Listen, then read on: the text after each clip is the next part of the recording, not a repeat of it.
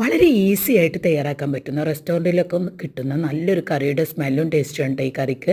അപ്പോൾ ഒരു കടായി സ്റ്റവിൽ വെച്ച് കൊടുക്കുക, വെളിച്ചെണ്ണ ഒഴിച്ച് കൊടുക്കുക, 4 മീഡിയം സൈസ് സവാള സ്ലൈസ് ആക്കിയത് ഉപ്പും വേപ്പിലയും ചേർത്ത് നന്നായിട്ട് വഴറ്റിയെടുക്കുക.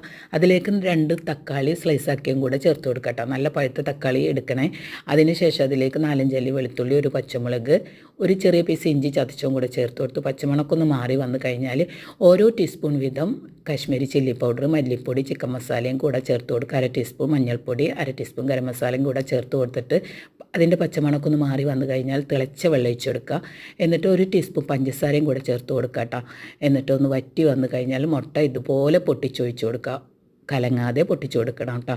എന്നിട്ട് അത് അനക്കാതെ അതിലേക്ക് കുറച്ച് മല്ലിയിലയും കൂടെ വിതറിയിട്ട് നമുക്ക് മൂടി വെച്ചിട്ട് ഒരു 10 മിനിറ്റ് നേരം നമുക്ക് വെയിറ്റ് ചെയ്യാം.